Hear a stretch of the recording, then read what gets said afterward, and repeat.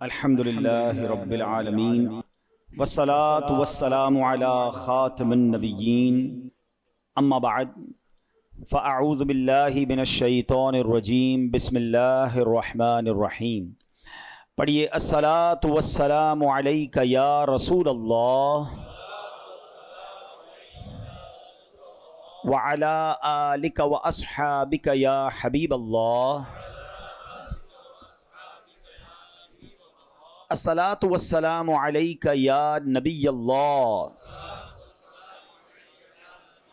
وعلی آلک واصحابک یا نور اللہ. درود پاک پڑھنے کے بے شمار فضائل و برکات ہیں. بہت ساری احادیث اور واقعات فضائل درود میں ملتے ہیں. آج انشاءاللہ ہم ایک بڑی خوبصورت حدیث پاک درود پاک کی فضیلت کے بارے میں سنیں گے. سرکار دو عالم صلی اللہ تعالیٰ علیہ وسلم کا فرمان عالی شان ہے، من صلی علیہ صلاۃً واحدۃً صلی اللہ علیہ عشرہ. جس نے مجھ پر ایک بار درود پاک پڑھا رب کریم اس پر اپنی 10 رحمتیں نازل فرماتا ہے. فرمایا ومن صلی علیہ عشراً صلی اللہ علیہ مئۃ. جو مجھ پر 10 بار درود پاک پڑھے اللہ کریم اس پر اپنی 100 رحمتیں نازل فرماتا ہے. ومن صلی علیہ مئۃ صلی اللہ علیہ الفا. جو مجھ پر 100 بار درود پاک پڑھے اللہ اس پر 1000 رحمتیں نازل فرماتا ہے. Look at the beautiful multiplication. ایک درود پاک 10 رحمتیں، 10 درود پاک 100 رحمتیں، 100 درود پاک 1000 رحمتیں، ملٹیپلائی بائی 10 رحمتیں ہوتی جا رہی ہیں. ہم سب چاہتے ہیں سیکیور رہیں، سیف رہیں، بزنس پہ جائیں تو وہاں رحمت ہو، گھر والے پیچھے خیر سے رہیں. حالات بھی ایسے ہیں کہ ہم چاہ رہے ہوتے ہیں کہ سب چیزیں سیف اینڈ سیکیور رہیں، تو رحمت الہی جس پر برستی رہے گی کیسے انشاءاللہ وہ سیف رہے گا، کتنی برکتیں ملیں گی. تو the more you want to get the رحمت of اللہ سبحانہ و تعالیٰ the more you recite درود پاک. جتنی رحمتیں چاہیے آپ اتنا درود پاک پڑھتے جائیں، ملٹیپلیکیشن ہوتی جائے گی. مگر اس حدیث کا جو اگلا پارٹ ہے وہ اور خوبصورت ہے. اللہ کے حبیب علیہ الصلوۃ والسلام فرماتے ومن صلی علیہ الفاً. جو مجھ پر 1000 بار درود پاک پڑھے زاحمت کتفہ کتفی علی باب الجنہ. آقا فرماتے ہیں جنت کے دروازے پر اس کا کاندھا میرے کاندھے سے چھو رہا ہوگا. یعنی ہم سب کی تمنا تو یہ ہے کہ پیارے آقا علیہ الصلوۃ والسلام کے پیچھے پیچھے جنت پہ چلے جائیں، یہی ہمارے لیے بہت بڑی بات ہے. مگر کاندھے سے کاندھا کس کا ٹچ ہوتا ہے؟ امام صاحب اعلان کرتے ہیں نا، کاندھے سے کاندھا ملا لیں، صفے درست کر لیں. It means very next to me. بالکل جو میرے برابر میں ہوتا ہے نا، میرا کاندھا تو اس سے ٹچ ہوتا ہے. تو آقا کیا فرما رہے ہیں صلی اللہ تعالیٰ علیہ وسلم 1000 بار درود پاک پڑھنے والے کا ڈور آف ہیون، جنت کے دروازے پر میرا کاندھا اس کے کاندھے سے چھو رہا ہوگا. کتنا کمال کا وظیفہ ہے. تو پلیز اپنی زندگی میں درود پاک کو شامل کیجئے. بہت سارے لوگ ملتے ہیں کہتے ہیں کوئی وظیفہ بتا دیں، کوئی سولیوشن بتا دیں، کوئی اچھا سا وظیفہ بتا دیں. سچی بات پتہ کیا ہے؟ ہر درد کی دوا ہے صلی علی محمد. ہر درد کی دوا ہے صلی علی محمد. تعویذ ہر بلا ہے صلی علی محمد. اللہ کرے کہ ہم اس کو انڈرسٹینڈ کرنے والے بن جائیں اور ہماری زبان درود پاک سے تر رہے. آئیے مل کر محبت کے ساتھ با آواز بلند درود پاک پڑھ لیں. صلو علی الحبیب صلی اللہ تعالی علی محمد صلی اللہ علیہ وسلم. آج جو ہمارا موضوع ہے وہ بڑا کمال کا موضوع ہے اور ویری امپورٹنٹ ٹاپک ہے. اور لیکن اس ٹاپک کی طرف جانے سے پہلے میں one of the historical personality of Islam, یعنی اسلام کی تاریخ کی ایک ایسی عظیم شخصیت کا میں نے ذکر کرنا ہے. پھر ہمیں اس سے انشاءاللہ سیکھنا بھی ہے. اور وہ شخصیت ہیں کہ سرکار دو عالم علیہ الصلوۃ والسلام کے بعد کائنات میں سب سے بڑا مرتبہ اگر کسی کا ہے تو وہ ان کا ہے. وہ کون ہے؟ وہ حضرت ابراہیم علیہ نبینا علیہ الصلوۃ والسلام ہے. ٹھیک ہے نا؟ کبھی کبھی تھوڑی سی کنفیوژن ہو جاتی ہے کہ افضل البشر بعد الانبیاء وہ کون ہے؟ حضرت ابوبکر صدیق رضی اللہ تعالیٰ عنہ. تو یاد رکھیے وہ انبیاء کے بعد افضل ہیں. لیکن اگر انبیاء کو بھی شامل کر لیا جائے تو پوری یونیورس میں، پوری کائنات میں اللہ کے حبیب جناب رسول اللہ صلی اللہ تعالیٰ علیہ وسلم کے بعد جو دوسرے نمبر پر شخصیت آتی ہے جن کا مرتبہ سب سے بڑا ہے وہ حضرت ابراہیم علیہ نبینا علیہ الصلوۃ والسلام. حضرت ابراہیم کی ایک اور خوبصورت، بہت ساری انشاءاللہ باتیں سنیں گے ان کے بارے میں، مگر آپ جو ہے نا یہ وہ ہستی ہیں کہ چاروں آسمانی مذاہب میں آپ کا ادب ہے. اچھا ابراہیم جو آپ کا نام ہے اس کی وجہ تو بتاتا ہوں, لیکن آپ ابو الانبیاء بھی کہلاتے ہیں, یعنی آپ کے بعد جتنے نبی ہوئے وہ سب آپ کی اولاد سے ہوئے, اس لیے آپ انبیاء کے والد بھی کہلاتے ہیں. اچھا آپ کا نام جو ابراہیم ہے نا, آپ کے والد کا نام تارخ تھا, اور ابراہیم ایکچولی سریانی زبان کا لفظ ہے, اور اس کے معنی ہے ابو الرحیم, یعنی مہربان باپ. چونکہ آپ بچوں پر بہت مہربان تھے, مہمان نوازی آپ کی بڑی مشہور تھی, اس لیے آپ کو ابراہیم کہا جاتا ہے. بعض لوگوں نے کہا کہ ابراہیم اصل میں ابرام تھا, جس کے معنی ہے بزرگ. چونکہ آپ بہت سے انبیاء کرام کے والد ہیں اور سارے دینوں میں آپ کی عزت ہے, حتیٰ کہ مشرکین عرب بھی آپ کی عظمت کرتے تھے, عزت کرتے تھے, اس لیے آپ کا نام ابراہیم ہوا. اچھا آپ کا ایک بڑا پیارا لقب ہے ابو الضیفان, یعنی مہمان نواز, بہت مہمان نواز. آپ کے بارے میں آتا ہے کہ آپ کا گھر سڑک کے کنارے پر تھا, جو بھی گزرتا آپ اس کو گھر لے آتے اور اس کی مہمان نوازی فرماتے. بلکہ مہمان نوازی کی ابتدا جو ہے وہ حضرت ابراہیم علیہ نبینا علیہ الصلوۃ والسلام نے کی ہے. اچھا پھر اسی طرح آپ کے بہت سارے زندگی میں ایسے ایسے واقعات ہوئے کہ جس کے بارے میں انشاءاللہ جب ہم سنیں گے تو ایمان تازہ ہو جائے گا. یاد رہے کہ کعبے کی تعمیر جو ہے وہ بھی حضرت ابراہیم علیہ نبینا علیہ الصلوۃ والسلام نے کی, اور اپنے بیٹے کے ساتھ مل کر کی, حضرت اسماعیل علیہ نبینا علیہ الصلوۃ والسلام کے ساتھ. یہ جو مقام ابراہیم ہے نا, یہ ایک ایسا معجزہ ہے. آپ کو پتہ ہے مقام ابراہیم کو ٹائم کتنا ہو گیا ہے؟ علماء کہتے ہیں اپروکسیمیٹلی 5000 سال سے زیادہ عرصہ ہو چکا ہے. یہ جو باکس ہے نا مقام ابراہیم کے اوپر, یہ اب لگا ہے 200-400-500 سال پہلے یہ پتھر کھلے آسمان تلے پڑا ہوتا تھا. کھلے آسمان تلے ہزاروں بارشیں, ہزاروں آندھیاں, ہزاروں موسم تبدیل ہوئے, مگر کمال دیکھیں وہ پتھر میں حضرت ابراہیم کے قدموں کا نشان آج بھی ویسے ہی موجود ہے. یعنی اللہ نے نشانی کیسے باقی رکھی ہے. آپ ذرا سوچیں کہ 200-400 سال کسی عمارت کو چھوڑ دیں, وہ گر جاتی ہے, وہ ٹوٹ جاتی ہے. وہ پرانی عمارتیں کہاں چلتی ہے؟ 5000 ایئرز پرانا یہ پتھر ہے.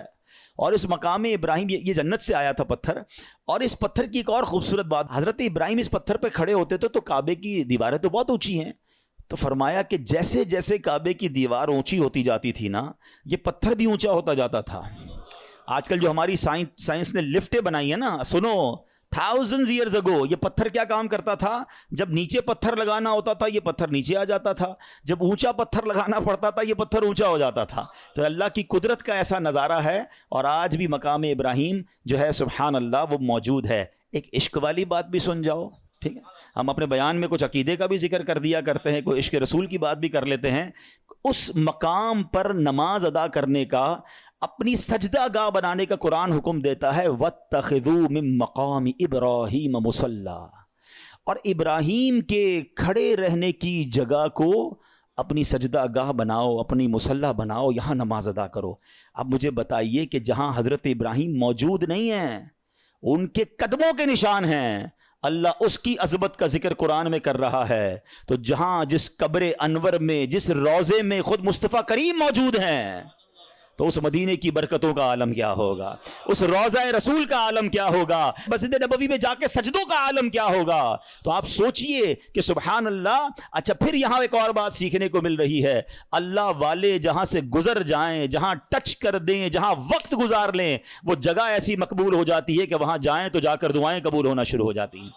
تو اگر آج کوئی مقدس مقام پر کسی اللہ کے ولی کے مزار پر جا کر اللہ سے دعا مانگ رہا ہے, تو یہ رحمتوں کے نزول کی جگہ ہے. یہ قرآن سے ہمیں سیکھنے کو مل رہا ہے. Let's come to the topic. اب حضرت ابراہیم علیہ نبینا علیہ الصلوۃ والسلام جو ہے نا, وہ اتنی عظیم ہستی ہیں کہ آپ کے کچھ اسپیشلٹیز ہیں, ایکسکلوسیوٹی ہے, یعنی وہ صرف آپ کے ساتھ خاص ہیں. وہ چند باتیں عرض کرتا ہوں. حضرت ابراہیم علیہ الصلوۃ والسلام نبی پاک علیہ الصلوۃ والسلام کے بعد سب سے افضل ہیں. اسی طرح حضرت ابراہیم علیہ الصلوۃ والسلام اپنے بعد آنے والے سارے نبیوں کے والد بھی ہیں. اچھا اسی طرح آپ ہی کی یادگار حج کے ارکان ہیں, آپ ہی کعبہ شریف کی پہلی تعمیر کرنے والے ہیں. اس طرح جس پتھر پر کھڑے ہو کر آپ نے کعبے کو تعمیر کیا, اس پتھر پر اس کے قریب قیام اور سجدے ہونے لگ گئے, اور قیامت میں سب سے پہلے آپ ہی کو عمدہ لباس عطا ہوگا, آپ کے فوراً بعد جناب رسول اللہ صلی اللہ تعالیٰ علیہ وسلم کو عطا ہوگا. تو یہ وہ مقام ہے حضرت ابراہیم علیہ نبینا علیہ الصلوۃ والسلام کا. اب آتے ہیں آپ کی زندگی کے بہت خوبصورت واقعات ہیں. میں نے کہا نا کہ آج چونکہ ٹاپک میرا توکل ہے تو میں ایک ہی واقعے کو روکوں پہ بات کروں گا, ورنہ حضرت ابراہیم کی سیرت ایسی سیرت ہے, میں نوجوانوں کو, ینگسٹرز کو, سب کو کہوں گا وی مسٹ ریڈ, کیونکہ آپ کی زندگی میں نمرود کی آگ کا واقعہ بھی ہے, آپ کی زندگی میں خانہ کعبہ کی تعمیر کا, اور کس طرح آپ اپنی زوجہ کو, اپنے بچے کو ایک بالکل لک و دک صحرا میں چھوڑ کر آ گئے. کیسا رب پر بھروسہ تھا کہ اللہ کی اطاعت میں دودھ پیتے بچے کو, حضرت اسماعیل کو چھوڑ کر آ گئے, مگر وہاں چھوڑنا پورے مکے شہر کی آبادی کا سبب بن گیا. اور پھر آپ ہی کی زندگی میں وہ واقعہ بھی ہے کہ جس میں کیا ہوا تھا کہ آپ علی نبینا علیہ الصلوۃ والسلام کے ساتھ جو کعبے کی تعمیر ہوئی, آپ علیہ الصلوۃ والسلام کے ساتھ بہت سارے ایسے واقعات, وہ پرندوں کا ذبح کرنا بھی ہے, آپ علیہ الصلوۃ والسلام کے بہت سارے معجزات ہیں جو سننے اور دیکھنے کے قابل ہیں. اور پھر آپ کو جب خواب میں حکم دیا گیا کہ اپنے بیٹے کو ذبح کرو, تو آپ نے اپنے بیٹے کو ذبح کرنے میں بھی کسر نہ چھوڑی. یہ اللہ کے کیسے بندے تھے, ہر قربانی کے لیے ہر وقت تیار ہو جاتے تھے. آپ کو پتہ ہے حضرت ابراہیم کو اولاد کب ملی تھی؟ حضرت ابراہیم اللہ سے دعا کرتے تھے, اسمع یا ایل, اسمع یا ایل. اسمع لفظ عربی کا, اسمع کے معنی ہوتا ہے اللہ سن لے, ایل ہے عبرانی زبان کا لفظ. The meaning of L is پروردگار, اللہ, اے اللہ میری سن لے, مجھے بیٹا دے دے, مجھے اولاد دے دے. 99 ایئرس کی ایج میں جا کر حضرت ابراہیم کو حضرت اسماعیل عطا ہوئے ہیں. آپ ذرا سوچیں, دو باتیں سیکھنی ہے اس میں. مایوس نہیں ہوئے, پکارتے رہے ہیں. ہم تو 2-4 مہینے کوئی دعا کرے کام نہ ہو, بندہ کہتا دعا کا فائدہ ہی کوئی نہیں ہے. اچھا میری اور آپ کی حیثیت کیا ہے؟ وہ خلیل اللہ ہیں, اللہ کے دوست ہیں. 99 ایئرس کی دعا, کمال ہے نا. اس سے سیکھنے کو مل رہا ہے کہ دعا سے مایوس نہیں ہونا. اور دوسری بات یہ سیکھنی ہے کہ اللہ والوں کو آزمایا بھی جاتا ہے. ہاں آزمائشیں آتی ہیں, ان کو ٹیسٹ کیا جاتا ہے. ہماری دعا قبول نہ ہو, اللہ سے ہی بدزن ہو جاتے ہیں. توبہ توبہ, ایسا کبھی نہیں کرنا.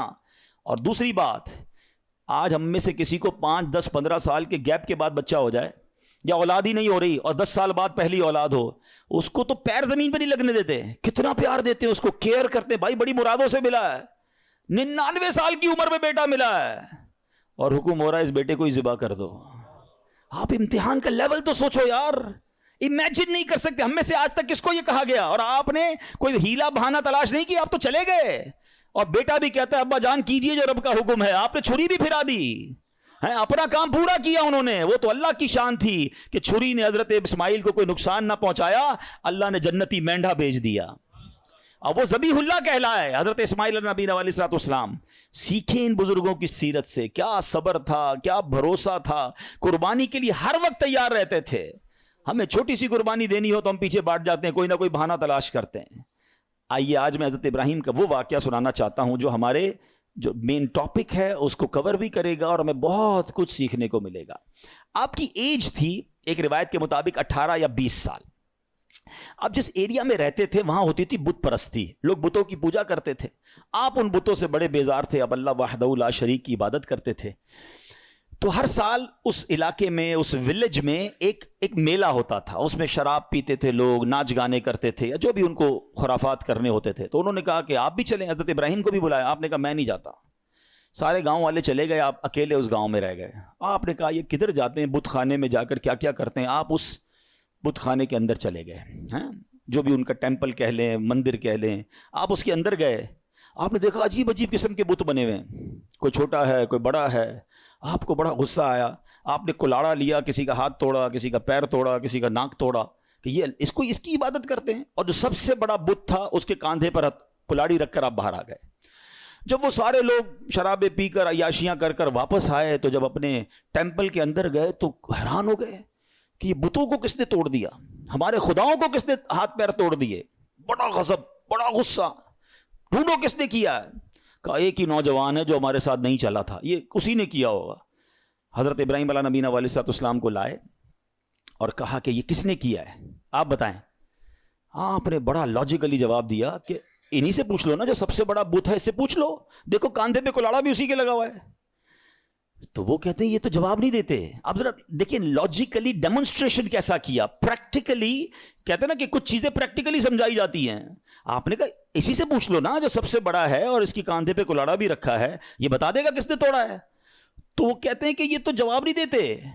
اللہ اکبر. اب اس پوائنٹ کو لے کر حضرت ابراہیم علیہ نبینا علیہ السلام نے کیا خوبصورت, جس کو کہتے ہیں جواب دیا, جو آپ نے جواب دیا وہ قرآن میں موجود ہے. آپ فرماتے قال افتعبدون من دون اللہ ما لا ينفعکم شیئا ولا یضرکم. کہا کہ تم اللہ کے سوا ایسے کو پوجتے ہو جو نہ تمہیں نفع دے سکتا ہے نہ نقصان دے سکتا ہے. اف لکم, تف ہے تمہارے اوپر. ولما تعبدون من دون اللہ افلا تعقلون. کہتے ہیں تم ان بتوں کو اللہ کے سوا پوچھتے ہو, تف ہے تم پر, تمہارے اندر عقل نہیں ہے, تمہیں خود نہ نفع دے رہے ہیں نہ نقصان دے رہے ہیں. یعنی پریکٹیکل کر کے بتایا نا. مگر کہتے ہیں کہ جس کی آنکھوں پر پردہ پڑ جائے نا, اس کو آپ ایگزامپل بھی دے دیں, دلیل بھی دے دیں. آج بھی ایسے لوگ موجود ہیں, قرآن سے نکال کے دکھا دو, حدیث سے بتا دو, ہیں اس کو لاجیکلی سمجھا دو. جس کو نہیں ماننا میں نہ مانوں, اس کو نہیں ماننا. تو یہ شروع سے معاملہ ہے کہ کچھ لوگ نہیں مانتے. تو بہرحال اب اتنا زبردست ڈیمونسٹریشن تھا, ہونا کیا چاہیے تھا, توبہ کر لیتے کہ یار بات تو صحیح کر رہے ہیں, یہ بت اپنے آپ کو توڑ پھوڑ سے نہیں بچا سکے, ہمیں کیا بچائیں گے. مگر اینڈ آف دا ڈے کیا ہوا, ان ظالموں نے کیا کہا کہ اب ان کو پکڑ کر ان کو جلا دو. قرآن میں یہ الفاظ موجود ہیں, حرقوہ وانصروا آلہتکم ان کنتم فاعلین. ان کو جلا دو اور اپنے خداؤں کی مدد کرو اگر تمہیں کرنا ہے. اب ان ظالموں نے حضرت ابراہیم علیہ نبینا علیہ السلام کو پکڑ لیا, ان کو گرفتار کیا, اور اب پلان کیا تھا کہ اب آگ میں ڈالنا ہے. اچھا وہ کوئی چھوٹی موٹی آگ نہیں تھی, ایک بندے کو جلانے کے لیے بہت تھوڑی سی آگ بھی کافی تھی. انہوں نے دنیا کی ہائیسٹ فائر ایسٹنگوش کی, اتنی بڑی آگ لگائی کہ وہ ایریا نو فلائنگ زون بن گیا, پرندہ بھی اوپر سے نہیں گزر سکتا تھا, پرندہ گر جاتا تھا آگ کے اندر, اتنی خطرناک آگ. ٹھیک ہے, اچھا جب آگ لگ گئی تو ہوا کیا, آسمان اور زمین کی تمام مخلوقات نے اللہ کی بارگاہ میں عرض کرنا شروع کر دی کہ اے خداون تیرے خلیل آگ میں ڈالے جا رہے ہیں, اے اللہ ان کے سوا دنیا میں تیرا کوئی نام لینے والا نہیں ہے, عبادت تیری یہی کرتے ہیں, اللہ تمہیں اجازت دے کہ ہم ان کی مدد کریں. تو اللہ کریم نے کیا جواب ارشاد فرمایا کہ وہ میرے خلیل ہیں, میں ان کا معبود ہوں, اگر ابراہیم تم سے مدد طلب کریں تو کرو ان کی مدد. اب حضرت ابراہیم علیہ نبی علیہ السلام جو ہیں ان کے پاس ایک پانی کا فرشتہ آیا, کہتا حضور بس آرڈر کر دیں, اجازت دیں, ابھی بارش برساتا ہوں, بند ہو جائے گی. آپ فرماتے ہیں مجھے تمہاری مدد کی ضرورت نہیں ہے, میرا رب دیکھ رہا ہے, اگر وہ چاہے گا تو میری مدد کر دے گا, باقی مجھے تمہاری مدد کی حاجت نہیں ہے. اچھا اب کیا ہوا, ہوا کا فرشتہ آیا, کہتا ہے بس آرڈر کریں, ابھی ہوا چلے گی, یہ ساری آگ بجھ جائے گی, مجھے تمہاری مدد کی ضرورت نہیں ہے, میرا رب دیکھ رہا ہے, اگر وہ چاہے گا تو مدد کر دے گا. اچھا اب فرشتوں کو تو منع کر دیا, اب یہ فرماتے مجھ کو میرا اللہ کافی ہے, وہی بہترین کارساز ہے, جب چاہے گا میری مدد فرمائے گا, اس کی مرضی ہے, میں اس میں راضی ہوں. اچھا اب جب آگ میں ڈالا جانے لگا نا تو اب حضرت جبریل آئے, کہتے حضور اللہ سے تو عرض کر دیں, آپ ہماری مدد نہیں لے رہے, آپ اپنے رب سے تو کہیں نا کہ وہ آپ کی مدد کرے. آئے ہائے, جواب سنو حضرت ابراہیم کا, لیول آف یقین دیکھو. آپ فرماتے میرے حال کو وہ خوب جانتا ہے, وہ دیکھ رہا ہے نا, اسے معلوم ہے میں کس تکلیف میں ہوں, میں راضی ہوں, اگر اس نے مدد کرنی ہوگی تو وہ مدد کر دے گا. پنجابی شاعر نے ایک بہت خوبصورت شعر کہا ہے, اور یہ ایکچولی اس پورے واقعے کو بڑے خوبصورت انداز میں ڈیفائن کرتا ہے کہ جے سونا میرے دکھ وچ راضی, جے سونا میرے دکھ وچ راضی, میں سکھ نو چلے پاوا ہو. کہتے مجھے کیا کرنا ہے سکھ کا, اگر میرا رب میرے دکھ میں راضی ہے نا تو میں بھی اسی پہ راضی ہوں. یہ وہ لیول ہے جو اللہ والوں کو نصیب ہوتا ہے.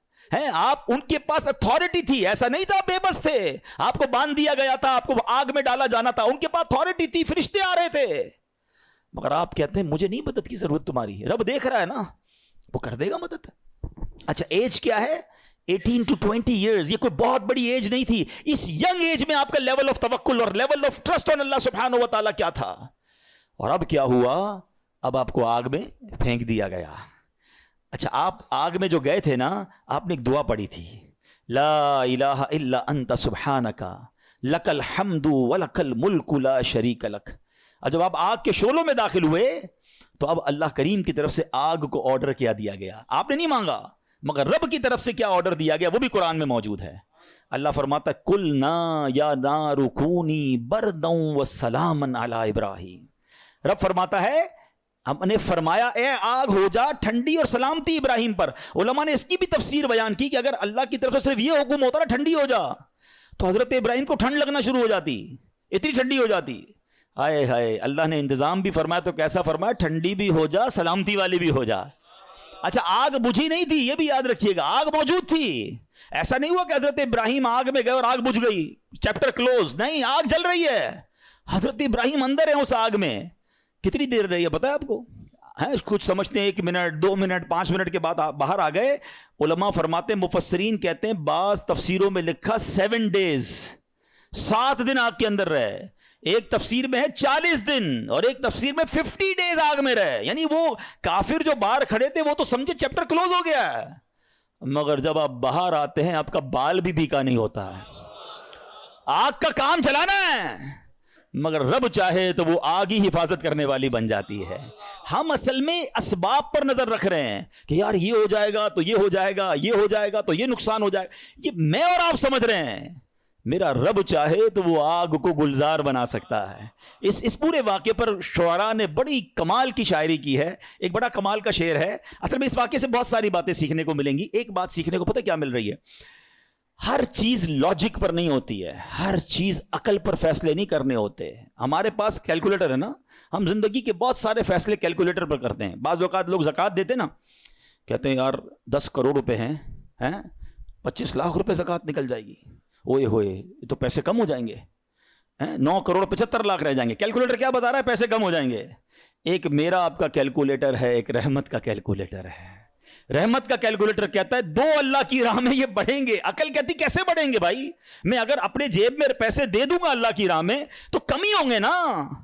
لاجک یہ کہتی ہے, رحمت کچھ اور کہتی ہے.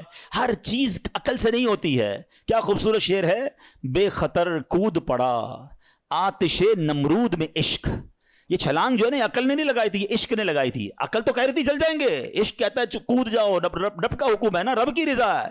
بے خطر کود پڑا آتش نمرود میں عشق, عقل تھی محو تماشائے لبے بام. ابھی عقل تو ابھی سوچ رہی تھی, عشق نے اپنا کام کر دیا. پنجابی کا ایک شعر ہے, عشق دے چلے ہی نمبر لے گئے.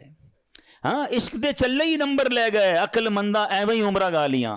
ہاں, بعض اوقات عشق والے بہت آگے بڑھ جاتے ہیں. اور شاعر مشرق نے کیا لکھا, کیا کمال کی بات. یقین کرے یہ شعر جو ہے نا, کاش یہ بات سمجھ آ جائے. ہمیں بعض اوقات لگتا ہے مسئلہ حل نہیں ہو رہا, پرابلم سالو نہیں ہو رہی, بڑی مشکل ہے, ایک ہی ریکوائرمنٹ ہے. شاعر مشرق لکھتے ہیں, اگر آج بھی ہو ابراہیم سا ایمان پیدا. کیا کنڈیشن ہے, لیول آف ایمان اگر وہ ہو جائے نا, توکل ٹرسٹ, اگر آج بھی ہو ابراہیم سا ایمان پیدا, آگ کر سکتی ہے انداز گلستان پیدا. آج بھی آگ گلزار بنے گی, آج بھی آپ کی پرابلم سالو ہوگی. بس ایمان وہ چاہیے, لیول وہ چاہیے جو حضرت ابراہیم علیہ نبینا علیہ الصلوۃ والسلام کو عطا کیا گیا. تو اس واقعے سے اللہ کی رضا پر راضی رہنا, مشکلوں پر صبر کرنا اور امتحان پر اپنے آپ کو اسٹیڈ فاسٹ رکھنا, یہ ہمیں قرآن سکھا رہا ہے. اور اے میرے پیارے اسلامی بھائیوں, آج کل ہمارا بہت بڑا مسئلہ کہ ٹرسٹ ڈیفیسٹ ہے. ہمیں دنیا والوں پر بھروسہ ہے, ہمیں رب پر بھروسہ نہیں ہے. ہم سب پر بھروسہ کرتے ہیں, ہم رب پر بھروسہ نہیں کرتے. ہماری جو ہے نا اللہ سے دوستی کمزور ہو گئی ہے. ہمیں لگتا ہے نہیں یار یہ مسئلہ کیسے حل, جب تک یہ بندہ نہیں ملے گا نا, جب تک یہ فون نہیں کرے گا, جب تک اس سے میرا کانٹیکٹ ڈیولپ نہیں ہوگا, میرا کاروبار ہی نہیں بڑھے گا, میرا مسئلہ ہی حل نہیں ہوگا. یہ ہماری بھول ہے. میں آپ کو کچھ انشاءاللہ حدیثیں سناتا ہوں, پھر اس ٹاپک پہ مزید بات کرتے ہیں کہ اللہ کے حبیب علیہ الصلوۃ والسلام کیا فرماتے ہیں. اللہ کے نبی علیہ الصلوۃ والسلام فرماتے ہیں, یہ جو یہ توکل ہے نا, اس کے بارے میں آپ فرماتے ہیں کہ اگر تم ایسا توکل کرو کہ جیسا توکل کرنے کا حق ہے, تو اللہ کریم تمہیں ایسے عطا فرمائے گا جیسے پرندوں کو روزی عطا فرماتا ہے. اب یہ اتنے سارے پرندے ہیں, ان کی روزی کا انتظام کیا ہے. اتنا کمال کا یہ اسٹڈی اگر آپ کریں, اور حدیث میں آیا نا کہ اللہ ایسے روزی دے گا جیسے پرندوں کو دیتا ہے. کبھی بھی آپ کے گھر میں بھی کوئی پرندہ ہو, آپ نے اس کے گھونسلے میں دیکھا کوئی چھوٹی سی اس نے کبٹ بنائی ہوئی ہو اور 2-4 دن کا چارہ جمع کیا ہو, کسی پرندے کے پاس دیکھا ہے؟ نہیں. اس کا مطلب یہ ہوا کہ 800 ارب پرندے اپروکسیمیٹلی ڈیلی صبح گھر سے نکلتے ہیں, اپنے درختوں سے اڑتے ہیں, اور جب شام واپس آتے ہیں ان سب کو اللہ پاک روزی دے چکا ہوتا ہے. توکل کا لیول دیکھیں نا, توکل ہے نا, ان کو کل کا جمع ہی نہیں کر رہا. ہمارے کبڈز بھرے ہیں, ہمارے اکاؤنٹس بھرے ہوئے, ہماری جیبوں میں پیسے, ہمارے اناج کے ڈبے کھولے کچن میں تو کچھ نہ کچھ نکل آئے گا, مگر فکر ہی ختم نہیں ہوتی. کال کرو تھینو, پرسوں کیا ہوگا, 1 سال بعد کیا ہوگا, بچہ بڑا ہو جائے گا تو کیا ہوگا, یہ بوڑھا ہو جاؤں گا کیا ہوگا, میں مر جاؤں گا تو کیا ہوگا. ارے اللہ کے بندے, سارے کام ہمارے سوچنے کے ہیں ہی نہیں. جس رب نے پیدا کیا ہے مجھے, وہ مجھے دے رہا ہے. جس نے بچوں کو پیدا کیا اس کو بھی دے گا. بچی پیدا نہیں ہوتی, ہماری ٹینشن شروع ہو جاتی اس کی شادی کا کیا ہوگا. ارے بھائی ابھی تو پیدا ہوئی ہے, تو ابھی سے ٹینشن لینے شروع کر دی ہم نے. نہیں, اللہ پر بھروسہ, یقین, وہ کریم ہے, وہ مالک ہے, ساری دنیا کو عطا کر رہا ہے, مجھے بھی دے گا. ہے بڑا خوبصورت جملہ علماء کہتے ہیں, وہ چونٹی کو کن دیتا ہے اور ہاتھی کو من بھی وہی دیتا ہے. ہاتھی کی خوراک دیکھیے, وہ منو کھاتا ہے, چونٹی ذرہ کھاتی ہے, وہ ذرے چونٹی کو ذرہ بھی پہنچا دیتا ہے اور ہاتھی کو منو بھی پہنچا دیتا ہے. تو وہ مجھے بھی دے گا, بس لیول چاہیے. ایک اور بڑی خوبصورت حدیث پاک ہے, اللہ کے نبی علیہ الصلوۃ والسلام فرماتے ہیں, جس کو یہ پسند ہو کہ وہ لوگوں میں سب سے زیادہ قوی ہو جائے. ہم میں سے بہت سارے لوگ بڑے کمزور ہوتے ہیں, ڈر جاتے ہیں, خوف زدہ رہتے ہیں, یہ ان کے لیے حدیث کا پارٹ بڑا زبردست ہے. آپ فرماتے ہیں جو یہ چاہتا ہے کہ سب سے زیادہ قوی ہو جائے تو اسے چاہیے کہ اللہ عز و جل پر توکل کرے, اور جس کو یہ پسند ہو کہ وہ زمانے میں باعزت ہو جائے اسے چاہیے تقوی اختیار کرے, اور جس کو یہ بات پسند ہو کہ سب لوگوں سے زیادہ دولت مند ہو جائے تو اپنے پاس موجود شے سے زیادہ اس پر اعتماد کرے جو اللہ تعالیٰ کے دستے قدرت میں ہے. ہم اپنے مال پر بڑا بھروسہ کر رہے ہوتے ہیں, یار بھائی دیکھو پیسے جمع کر لو, مصیبت میں کام آئیں گے. ہاں کوئی بیمار ہو گیا نا تو اچھا ڈاکٹر کر سکو گے, مکہ مدینے جانا ہے نا تو حج کے لیے پیسے چاہیے گے. یہ بھول ہے ہماری. مجھے بتائیے, آپ کے پاس کروڑوں روپے ہیں, آپ دنیا کا بیسٹ ڈاکٹر ہائر کر لیں, بیسٹ ہاسپٹل میں چلے جائیں, اللہ نے شفا نہیں دینی تو نہیں دینی. ہاں مجھے کووڈ کا زمانہ یاد آ گیا, پیسے کم تھے لوگوں کے پاس, منتیں کر رہے تھے کہ ہاسپٹل میں کمرہ مل جائے, بیسٹ کمرہ لے لیا, سلنڈر لے لیا, بڑی سورسیں لگتی تھی. مجھے یاد ہے اچھی طرح, مجھے دبئی سے کال آئی تھی, بہت اچھے ہمارے دوست ہیں, اللہ نے ان کو بہت نوازا ہے, بہت نوازا, اور مطلب وہ بندہ ایسا کہ پورا ہاسپٹل خرید سکتا ہے. اس نے مجھے فون کیا کہ عبدالحبیب بھائی میرے چچا جو ہیں کووڈ ہو گیا ان کو. اس وقت بڑا خوف تھا کراچی میں, پورا کراچی لاک ڈاؤن میں تھا. کہہ رہے یار کچھ کر دیں, جتنے پیسے خرچ ہوتے ہیں بتائیں, ان کو کوئی کمرہ, ان کو کوئی ہاسپٹل میں جگہ نہیں مل رہی ہے, سلنڈر نہیں مل رہا, کچھ کریں. یعنی وہ کروڑ 2 کروڑ 5 کروڑ بھی خرچ کر دیتے, کچھ نہیں ہوا, اور 2 سے 3 دن بعد ان کا وصال ہو گیا. کدھر گئے پیسے, کدھر گئی سورس ہے؟ یاد رکھیے گا. اور آپ نے بھی دیکھا ہے, میں نے بھی دیکھا ہے, بندے کے پاس کچھ نہیں ہے, ڈاکٹر کہتے نہیں بچے گا. میں کل ایک مریض سے مل کے آیا ہوں, کبھی کہیں گے تو آپ کو انشاءاللہ یہاں لا کے ان سے بات کرواؤں گا. مجھے کہتے ہیں میری رپورٹ میں نے ڈاکٹر کو دکھائی کہ 3 مہینے ہیں تمہارے پاس, 3 مہینے. کل رات میری ملاقات ہوئی, کہہ رہے اس بات کو 4 سال ہو گئے ہیں. میں انہوں نے اپنے روحانی علاج کچھ کیا, وظائف پڑھے, مجھے بتایا سارا, انہوں نے پورا سسٹم بتایا. میرا رب چاہے نا, انہوں نے کہا اس کے بعد میں نے کوئی بایوپسی نہیں کرے, لیور کینسر. کہہ رہے تمہیں ٹرانسپلانٹ کرا لو ورنہ 3 مہینے. کہتے نہ میں نے بایوپسی کرائی نہ میں نے کیمو کرائی, مجھے کچھ وظائف ملے, میں نے وہ وظائف کیے. اللہ نے مجھے, آپ کے سامنے بیٹھا, میری محفل میں میرا بیان سن رہے تھے, جسے اللہ رکھے اسے کون چکے. تو یہ توکل ہے نا, یہ جو اسباب پر پاگل ہوئے ہیں نا ہم لوگ. اچھا لوگ کہتے ہیں پیسے ہوں گے تو خوش رہیں گے, یہ بھی بے وقوفی ہے. میں اس مسجد میں آیا ہوں, یہ بہت سارے امیر بیٹھے ہیں, کروڑ پتی بھی نظر آ رہے ہیں, شاید ارب پتی بھی ہوں گے. یہ بھی بھول ہے, یہ ہمارے کچھ اسلامی بھائی کو انفیریٹی کمپلیکس ہوتا ہے, یار پیسے ہوں گے نا تو ذرا خوشی ملے گی. یہ بے وقوفی ہے آپ کی, پیسوں سے خوشی نہیں ملتی. اگر پیسوں سے خوشی ملتی ہوتی نا, دنیا میں کوئی امیر غمزدہ نہ ہوتا. میں آپ کو ایک بڑی عجیب بات کہنے جا رہا ہوں, بڑی تجربے کی بات کہنے جا رہا ہوں. دنیا میں جو ہے نا ہر کوئی سخی نہیں ہوتا. زندگی کی گاڑی مسائل کے پہیوں پر ہی چلتی ہے. امیر کے دکھ اور ہیں, غریب کے دکھ اور ہیں. ہاں مشہور آدمی کے دکھ, آپ کو کوئی مشہور لگتا ہے نا, اوئے ہوئے کیا فیم ہے بھائی, جدھر جاتا ہے لوگ جمع ہو, اس سے پوچھو وہ لائف کیسے گزار رہا ہے, اس کی ٹینشن اور ہیں. جس کو کوئی نہیں جانتا اس کی ٹینشن اور ہے. کاروبار کرنا چاہیے جناب, کاروبار میں بڑو مزو ہے. کاروباری کے دکھ اور ہیں, نوکری والے کے دکھ اور ہیں. تو یہ دنیا مسائل کے ساتھ ہی چلے گی. آپ کو اللہ کی رضا پر راضی رہنا ہے.